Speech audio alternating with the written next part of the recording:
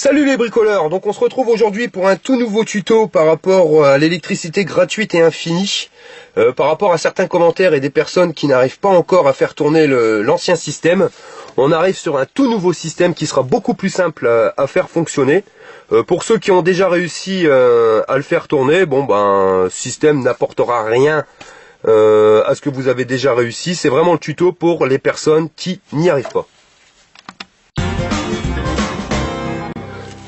Donc pour ceci, il vous faudra toujours le ventilateur avec les 7 pales. Ici en l'occurrence, ça sera un 12 volts. Donc absolument, si vous prenez un 12 volts, il vous faudra après un transfo de 12 volts. Mais ça, je reviendrai là-dessus par la suite. Ensuite, ce qui va changer, c'est que sur l'ancien modèle, on mettait des rondelles. Donc là, j'ai exploité un nouveau système qui est beaucoup plus simple. C'est-à-dire, vous allez prendre des magnettes, des simples magnettes pour accrocher sur les frigidaires. Donc vous voyez, j'ai payé ça 1 €. Et on va venir coller les magnettes au niveau des pales. Donc on va les coller à peu près au même endroit à chaque fois. Donc pour ceci, on va utiliser la colle thermique. Hein, vous le collez. Moi je préfère la colle thermique, j'aime bien, ça chauffe bien. Ça colle tout de suite. Si vous avez une autre colle, pas de souci, hein, pas obligé de vous investir dans un pistolet à colle pour faire ceci. Et on va venir donc coller les magnettes sur les 7 pales. Voilà, donc je viens de finir de coller les magnettes directement sur les pales. Donc vous voyez, chaque pale a un magnette. Nous allons passer à la partie électrique. Donc en ce qui concerne la partie électrique, vous avez plusieurs sortes de ventilateurs. Vous avez les ventilateurs qui auront 2 fils, le noir et le rouge, 3 fils et 4 fils. Ce qu'il vous faut, c'est absolument conserver le fil noir et le fil rouge. Les autres fils, vous pouvez directement les enlever. On va passer au transformateur parce que maintenant, votre ventilateur, quand il va tourner, il va produire du courant. Donc il faut absolument le brancher avant de faire tourner le ventilateur. Au niveau du transformateur, moi j'ai pris un transformateur donc 12 volts, 1000 mA alternatif. Donc à savoir que plus votre transformateur sera puissant en termes de sortie, en intensité, donc là on a 1000 mA, plus vous allez monter en intensité, plus vous allez pouvoir développer de courant pour pouvoir en profiter. C'est-à-dire que si vous partez sur un simple chargeur de téléphone portable, vous allez pouvoir alimenter 2-3 ampoules, mais pas plus. Si vous partez sur un chargeur de 1000 mA, là automatiquement vous allez pouvoir commencer à faire tourner des perceuses, des machines-outils. On va dire qu'on peut développer à peu près 2000 à 3000 watts avec un 1000 mA.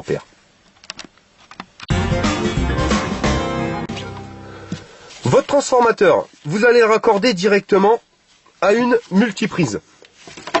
Vous voyez, avec un domino. Donc, vous mettez un domino sur chaque partie métallique de votre transfo et vous allez venir y brancher le fil marron et le fil bleu de votre multiprise.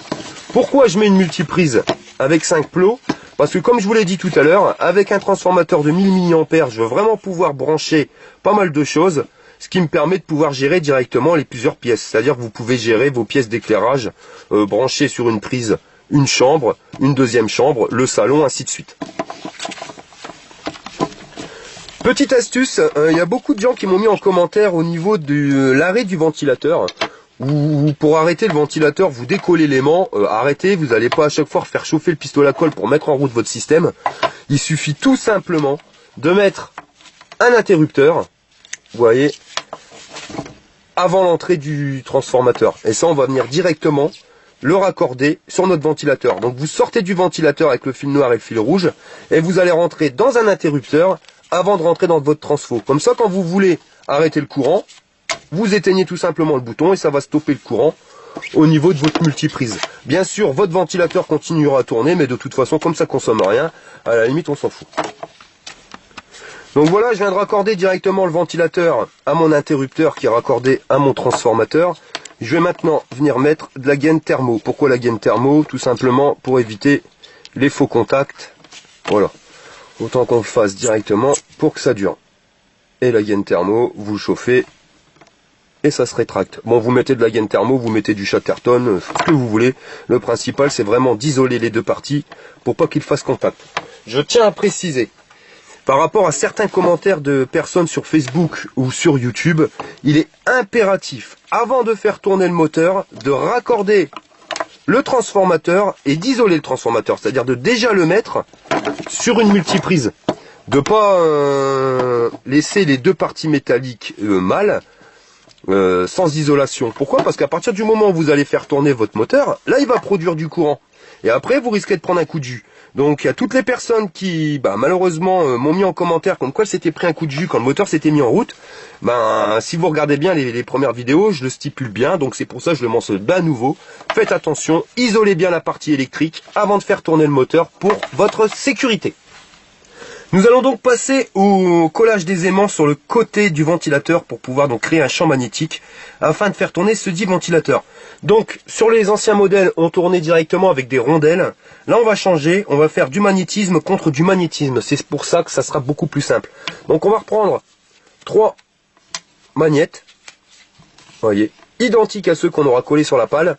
Et là par contre c'est incontournable, un aimant donc de disque dur, voyez, qui sera comme ceci, vous voyez, qui aura une forme un peu incurvée. Donc pourquoi? Vous allez observer, il y a un côté voilà qui attire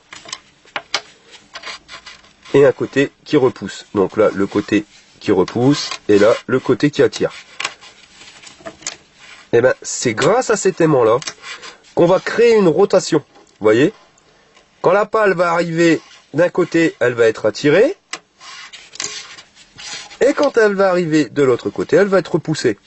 Pourquoi elle ne reste pas collée directement sur l'aimant? Ça va être le rôle des 3 autres aimants qui vont permettre au ventilateur d'avoir assez de force pour pouvoir se dégager de la force d'attraction. Et après va être repoussé et à nouveau attiré. Nous allons passer à la phase de collage.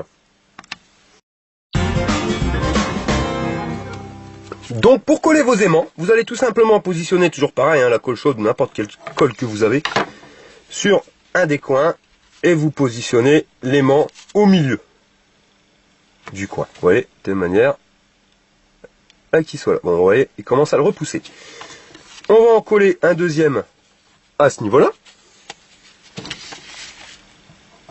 Donc vous apprécierez quand même que ça va être beaucoup plus simple au niveau du calage que sur les anciens. Malgré qu'il y a quand même des personnes qui ont réussi sur les anciens, mais je vois que vraiment beaucoup galèrent sur le placement des aimants avec les rondelles. Là vous verrez, c'est beaucoup plus simple. Voilà, donc on enlève tous les fils de pistolet à colle. Vous avez directement, quand vous regardez bien, ici 1, 2, 3 magnettes.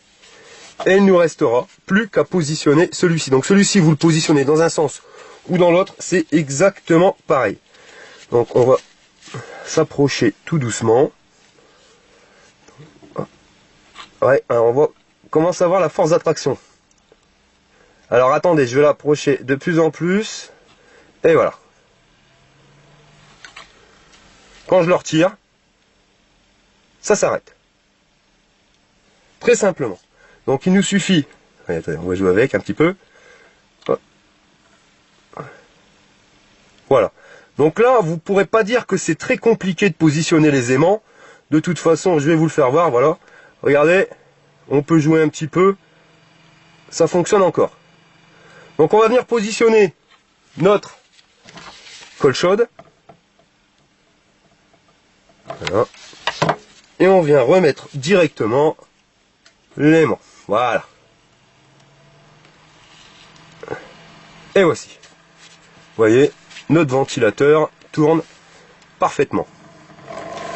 Alors ça, c'est le petit souci du ventilateur, c'est quand il est lancé. Bon, vous embêtez pas. Un petit coup de pistolet à colle. Et il bouge plus. On va pouvoir tester maintenant la sortie de tension que nous avons directement à notre multiprise. Donc voilà, pour vous faire voir la démonstration de la puissance qu'on peut trouver directement avec ce système de ventilateur, j'ai fabriqué un système. Donc vous voyez, je vous ai mis 12 ampoules halogènes. Ampoules, je sais pas si on le voit bien. Voilà, donc 42 watts. Donc faites le calcul, 12 fois 42, on est un petit peu plus de 500 watts. J'ai fait un raccordement à l'arrache, hein, faites pas ça chez vous, parce qu'en plus des ampoules halogènes qui chauffent énormément sur du bois, vous allez mettre le feu. C'est vraiment pour vous faire voir l'utilité de ce système. Donc on va le brancher directement sur la multiprise. Voilà. Je vais vous le poser comme on peut. Ah ouais, on pas tout sur la vidéo. Bon, ouais, je vais le tenir. Donc là, vous allez me dire, mais ça s'allume pas. Bah oui, tout simplement. Pourquoi? Parce que je n'ai pas allumé l'interrupteur.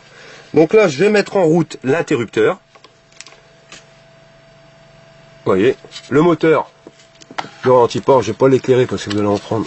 On va pas bien voir la vidéo. Le moteur tourne toujours. Et là, vous avez la lumière qui fonctionne. Donc on est bien à 500 watts, je le précise. Donc je vais vous faire voir un petit test qui est assez rigolo. C'est que vous allez voir quand je vais ralentir le moteur du ventilateur, et ben le niveau va descendre. Regardez, je ralentis. Voilà. Vous voyez, c'est marrant. De toute façon, je vais accélérer. Et voilà. Donc système fonctionne. Là vous avez vu, je viens de vous brancher 500 watts de lumière et je vais rajouter. Donc là on est sur un décapeur thermique 2000 watts.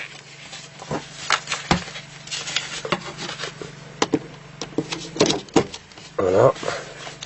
Je vais vous le mettre non pas sur la position 1 mais sur la position 2. Voilà. Ça fonctionne.